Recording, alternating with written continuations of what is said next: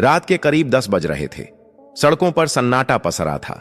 इसी सन्नाटे में लाल रंग का सलवार सूट और पीला दुपट्टा पहने एक जवान और खूबसूरत लड़की धीरे धीरे कदम बढ़ाते हुए सड़क के किनारे किनारे चल रही थी। वह कोई आम लड़की नहीं थी, वह थी आईपीएस ऑफिसर पूजा शर्मा। पूजा इस समय अपनी मां की दवा लेने के लिए एक डॉक्टर के घर जा रही थी। उसकी चाल में आत्मविश्वास था, लेकिन चेहरे पर मां की तबीयत की चिंता साफ झलक रही थी। सड़क के मोड़ पर पहुंचते ही पूजा की नजर सड़क के किनारे बैठे कुछ पुलिस वालों पर पड़ी। वहां 3 से 4 हवलदार और थाने का इंस्पेक्टर मल्होत्रा बैठे हुए थे। उनके सामने शराब की बोतलें खुली पड़ी थीं और मोबाइल पर तेज आवाज में गाने बज रहे थे। वे सब ऊंची आवाज में ठहाके मार रहे थे, गंदी फप्तियां कस रहे थे और पूरी तरह नशे में चूर थे। जैसे ही इंस्पेक्टर मल्होत्रा की नजर पूजा पर पड़ी, उसकी आंखें चमक उठीं। उसने बगल में बैठे एक हवलदार को ठोकर मारते हुए कहा, ओए देखो तो, इतनी रात को कौन सी हसीन परी चली आ रही है, चलो थोड़ा मजा लेते हैं। यह सुनकर बाकी हवलदार भी कुटिल हंसी हंसने लगे।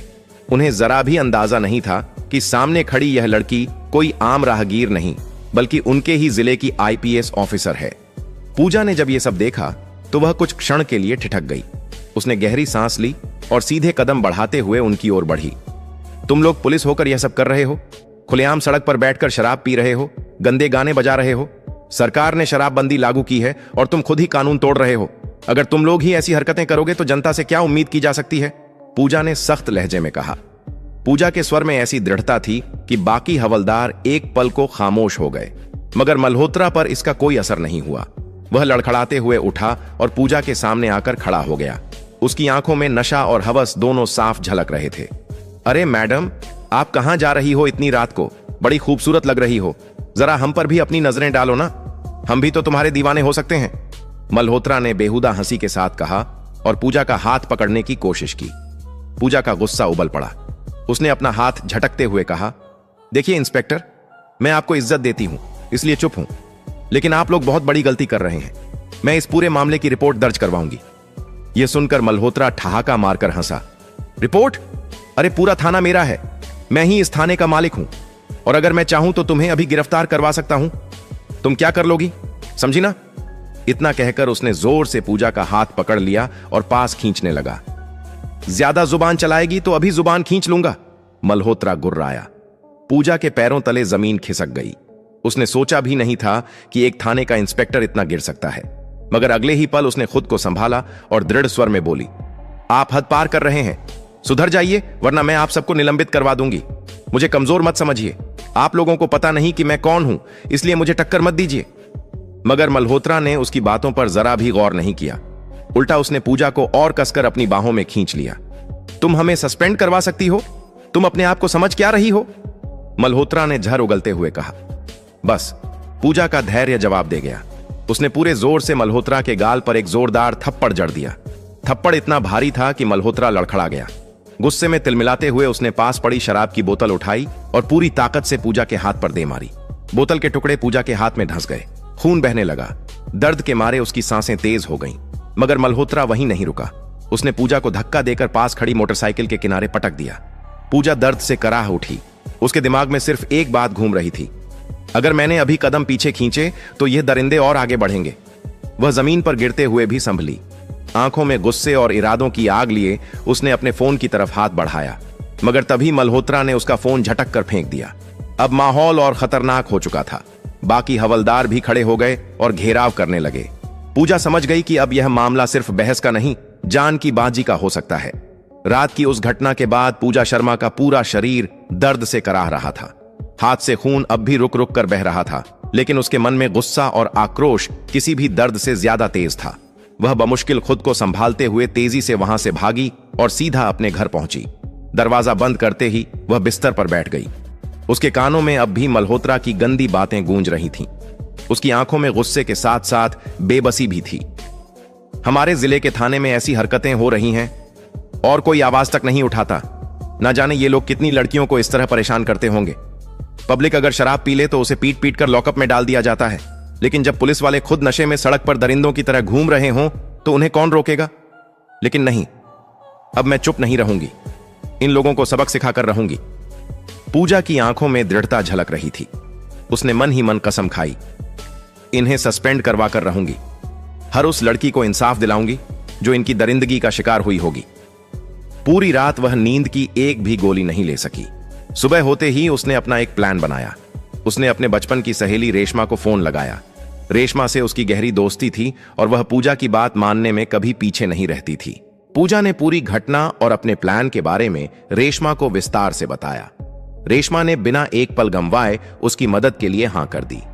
अगली रात योजना के मुताबिक रेशमा को बिल्कुल साधारण लड़की की तरह तैयार किया गया।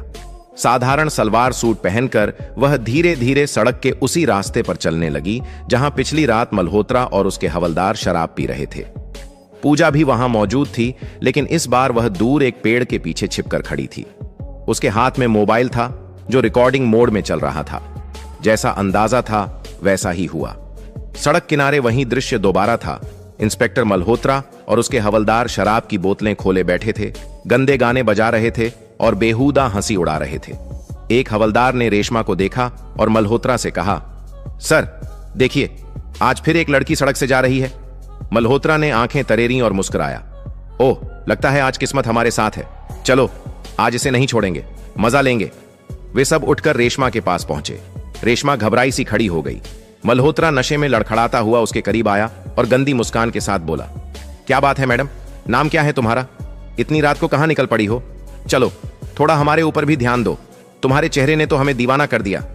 इतना कहते हुए मल्होत्रा बेसुरी आवाज में गाना गाने लगा। रेशमा ने डरने का अभिनय किया।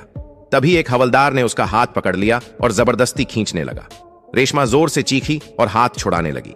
इधर दूर खड़ी पूजा सब कुछ अपने मोबाइल में रिकॉर्ड कर रही थी। उसकी उंगलियां मोबाइल को कसकर पकड़े थीं ताकि कोई सबूत छूट न जाए। जब हद पार होने लगी तो रेशमा ने प्लान के मुताबिक इंस्पेक्टर का हाथ जोर से काट लिया और झटके से छुड़ाकर भाग निकली। मल्होत्रा गुस्से में चीखा, अरे पकड़ो इसे!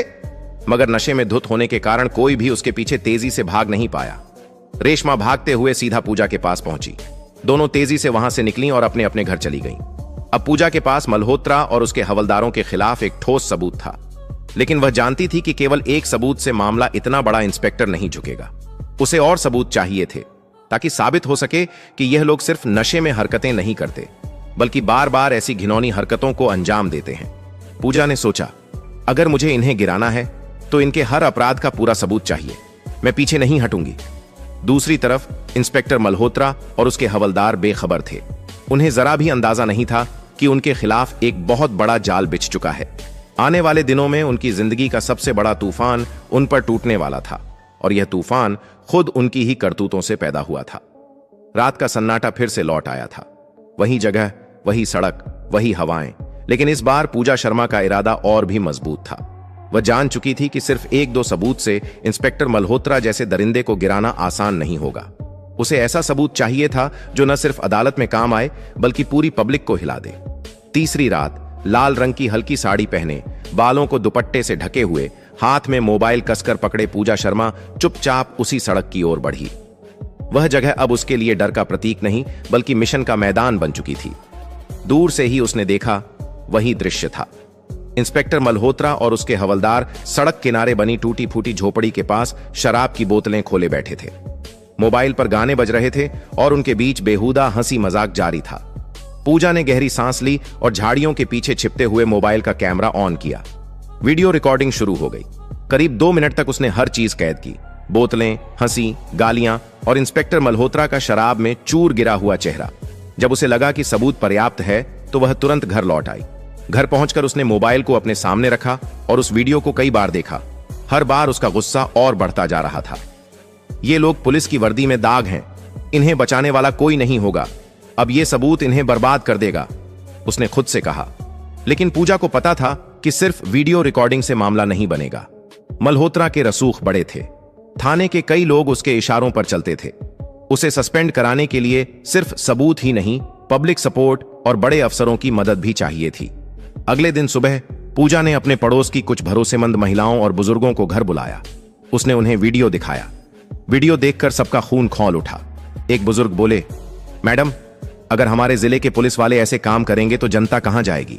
आप बिल्कुल सही कर रही हैं, हम गवाही देने को तैयार हैं।